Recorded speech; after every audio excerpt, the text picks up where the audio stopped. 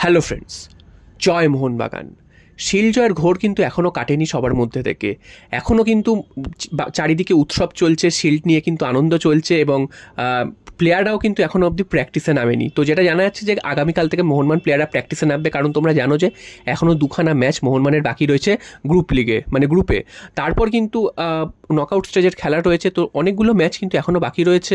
তো তারপরে সুপার কাপও হবে, সমস্তটাই তোমরা জানো। তো এই মুহূর্তে দাঁড়িয়ে মোহনবাগান আগামী মরশুমের দল গঠনের কাজও কিন্তু শুরু করে দিয়েছে এবং যেটা শোনা যাচ্ছে যে মোহনবাগান কিন্তু বেশ ভালো ভালো প্লেয়ারদের টার্গেট করছে, কারণ আগামী মরশুমেও মোহনবাগান ACL2 খেলার যোগ্যতা অর্জন করে নিয়েছে। অর্থাৎ এবছর ACLটা অন্যায়ভাবে মোহনবাগানকে বার করে দেওয়া হয়েছে। তো আগামী মরশুমে আমরা কিন্তু ভালোভাবে একটা দল তৈরি করব, যেটা কিন্তু ACL একটা ভালো পারফরমেন্স যাতে আমরা করতে পারি। তো আমাদের লক্ষ্য থাকবে যে এটাই, মোহনবাগান যাতে পরবর্তী রাউন্ডে যেতে পারে, গ্রুপ স্টেজ থেকে পেরিয়ে অন্য পরের রাউন্ডে যেতে পারে, যেটা কিন্তু কোনো ভারতীয় ক্লাব আজ অবধি করতে পারেনি, অন্তত ACL মঞ্চে। AFC কাপে হয়তো অনেকবার করেছে, ACL মঞ্চে কিন্তু করতে পারেনি। তো সেটাই কিন্তু আমাদের লক্ষ্য থাকবে। তো তার জন্য কিন্তু ভালো দল গঠন করতে হবে। এবছর তো দল দুর্দান্ত দল ছিল, যদিও এটা ভারতীয় ফুটবলের ক্ষেত্রে দুর্দান্ত দল বলা যায়, তবে যদি এশিয়া স্তরে দেখা যায় সেক্ষেত্রে কিন্তু মোহনবাগানের থেকে অনেক বড় বড় দলরা রয়েছে, সেটা বাজেটের দিক থেকে হোক বা খেলার দিক থেকে। তো তাদের সাথে টক্কর দিতে হবে, এশিয়া মঞ্চে সেরা হতে হবে আমাদের, এটাই কিন্তু আমাদের লক্ষ্য থাকবে। তো যেই প্রসঙ্গটায় আসছিলাম সেটা হচ্ছে মোহনবাগান আগামী মরশুমের জন্য দল কিন্তু এখন থেকে গোছাতে শুরু করে দিয়েছে। এই মুহূর্তে ভারতের অন্যতম সেন্ট্রাল ব্যাক, তার উপর কিন্তু মোহনবাগানের নজর পড়েছে। তিনি আর কেউ নন, মেহতাব সিং। তো মোহনবাগানেরই একটা ফ্যান্স ক্লাব থেকে এই দাবিটা করা হয়েছে। তারা কিন্তু জানিয়েছে যে মেহতাব সিংয়ের ওপর মোহনবাগান নজর রাখছে। এখনও সিজন শেষ হতে প্রায় 3-4 মাস বাকি।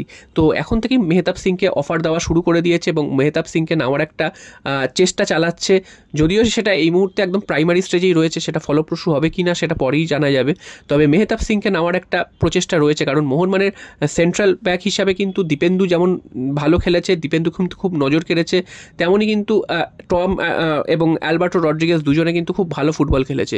তো মোহনবাগানের একজন ব্যাকআপ প্রয়োজন, ভারতীয় সেন্ট্রাল ব্যাক হিসাবে একজন ব্যাকআপ প্রয়োজন, এবং মেহতাব সিংকে মোহনবাগান এই জন্য টার্গেট করেছে, সেটাই কিন্তু বোঝা যাচ্ছে। আর তিনি কিন্তু এই মুহূর্তে মুম্বাই সিটিএফসির হয়ে খেলছেন, এর আগে ইস্ট বেঙ্গলেও খেলে গেছেন। তো মুম্বাইয়ের হয়েও তিনি যথেষ্ট ভালো খেলেছেন, এছাড়াও ভারতীয় দলেরও তিনি নিয়মিত প্লেয়ার। তো এই প্লেয়ারটিকে যদি মোহনবাগান নিতে পারে, মোহনবাগানের ব্যাকআপ হিসাবে তো অনেকটাই স্ট্রং হবে মোহনবাগানের সেন্ট্রাল ব্যাক হিসাবে। এবং মোহনবাগানকে যেহেতু প্রথমেই বললাম, যেহেতু আগামী মরশুমে ISL এর সাথে সাথে ACLও খেলতে হবে, সেই কারণে কিন্তু দলটাকে আরও শক্তপোক্ত করতে হবে, আরও কিন্তু শক্তিশালী করতে হবে, এটা কিন্তু মোহনবাগান ওই জন্য চেষ্টা করছে। তো দেখা যাক শেষ পর্যন্ত মেহতাব সিংকে মোহনবাগান জালে তুলতে পারে কি না। তবে মোহনবাগান যখন কোনো প্লেয়ারকে টার্গেট করে এবং সেই প্লেয়ারকে কিন্তু তারা নিয়েই ছাড়ে, সেটা যত দামিই হোক না কেন বা যত টাকা দিয়ে ট্রান্সফার ফি দিয়েই তাকে নিয়ে আসতে হোক না কেন, সেই প্লেয়ারকে নিয়েই ছাড়ে। তো দেখা যাক শেষ পর্যন্ত মেহতাব সিংকে সবুজ বরুণ জার্সি পরাতে পারে কি না।